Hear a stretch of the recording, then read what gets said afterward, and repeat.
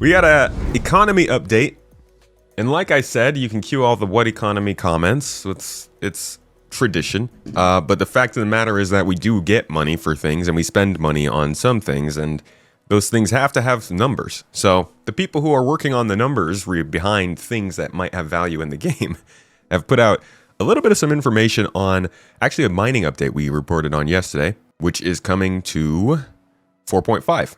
Now, the update reads, the refining of ores has undergone changes to a smaller volume of yield output from 85 to 45%, while significantly increased the refined sale price to compensate. Effectively, you can now transport more value of refined ore with smaller SU space with its latest update. It's kind of cool. The base price of nearly all commodities have been significantly increased across the board. This affects all major brackets of sandbox commodities. Price differences within brackets have been pressed together in order for dynamic pricing to better influence which goods are optimal. So they want the dynamic pricing to make more of a sense, so they've crunched everything closer together, I guess. At least in the brackets. Interesting. So Highlander came on to Spectrum. He said, howdy, Econ team here. We wanted to go into a bit more detail regarding the reasoning for why we felt the changes we made were possible, healthy, and beneficial for the game. I'll answer some expected questions throughout. If you aren't a fan of lots of details, sorry. I'll say this, I'm hoping for more mining updates than this, given what they said at CitizenCon, but we'll see. They said that there were going to be multiple mining-focused changes following the introduction of Nyx. So this is 4.5. I'm guessing the next mining change is probably like the rock cracker stuff, but I really hope that they're including some more micro changes, maybe location-based changes, resource spawning, stuff like that. Why the refining change for mining, they asked. Well, while starting mining vehicles can carry 32 SU of ore, start freight ships do not carry 32 SU of cargo. We want to make it easier with a smaller freight ship to transport the refined ores while still getting the full value of what you mined.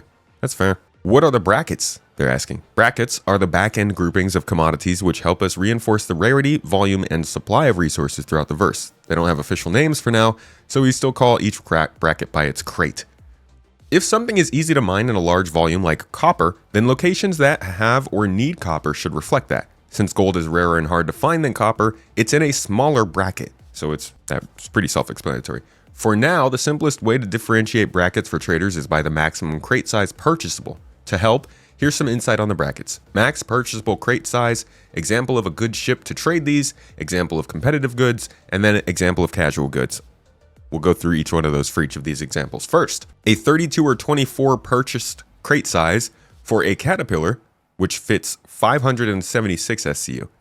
Transporting steel, tungsten, or pressurized ice as a competitive good, or helium, mercury, and silicon as a casual good.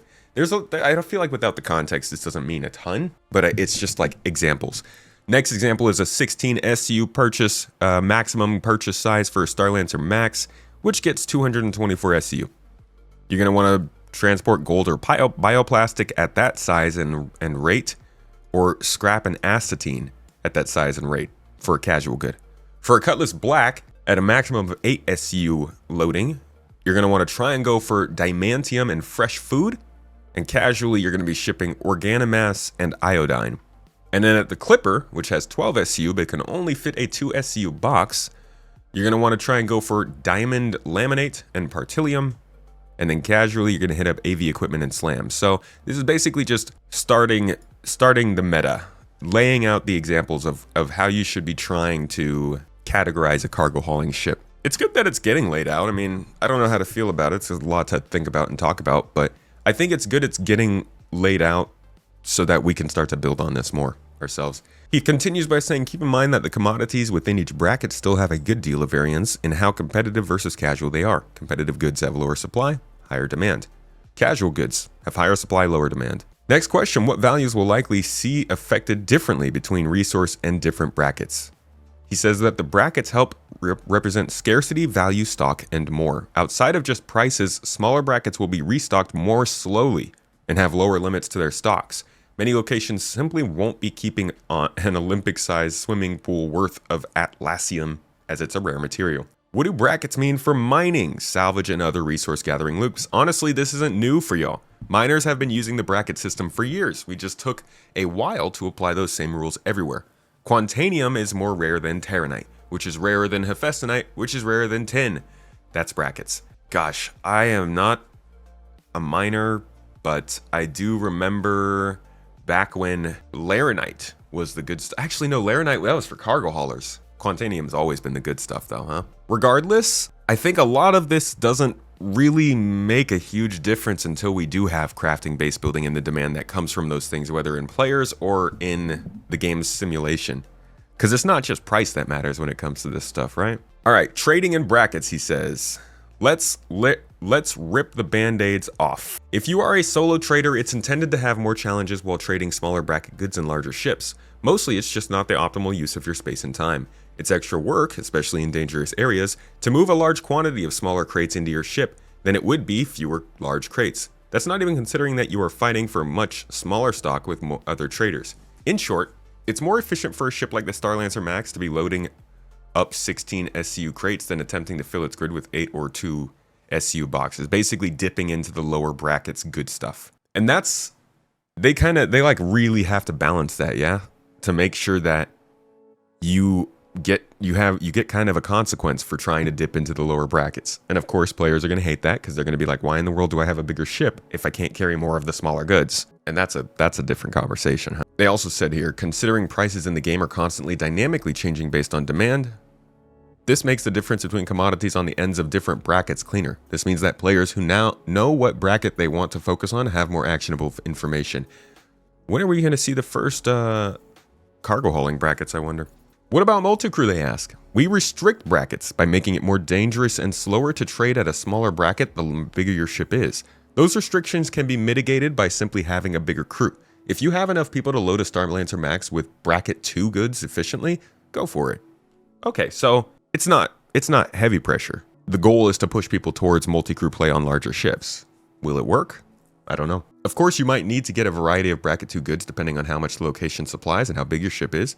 Your ship is also going to end up with a lot of value concentrated in one point. That's pirate bait, but maybe it's worth it.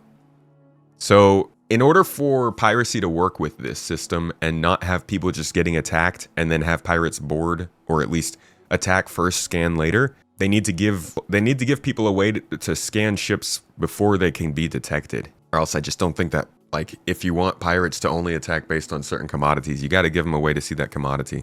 Continuing on, what do you mean about closer values in a bracket being better for dynamic prices? The answer, prices most shops are currently semi-dynamic. You should definitely read the trade tutorial in the game. Oh, guess it's up to date. For instance, if a location offers or requests gold at a discount of 10% or a premium of 10%, those premiums and discount trends towards 0 the more players buy or sell it there. That's in the game and it's already affecting all your profits if you're a trader. So if the best bracket 8 commodity to sell is valued at a 25% premium at, let's say, 1,000 UEC, and the second best option is offered at a 25% premium with a base of 975 UEC, then as soon as enough players have reduced that premium by 10%, then it's actually no longer the best option. Yeah, okay, so that's where the dynamic pricing comes in. That's the economy work right there. Cargo haulers, demand and supply is actually being incorporated into each of these brackets. And you can dip between the brackets with the ship that you have, depending on how many people you have with you and whether that'll be profitable. Honestly, it's just going to take a lot of working through every single scenario and seeing what works and what doesn't, and figuring out what profitable routes are best for you over time, which is cool. That's how it's supposed to work.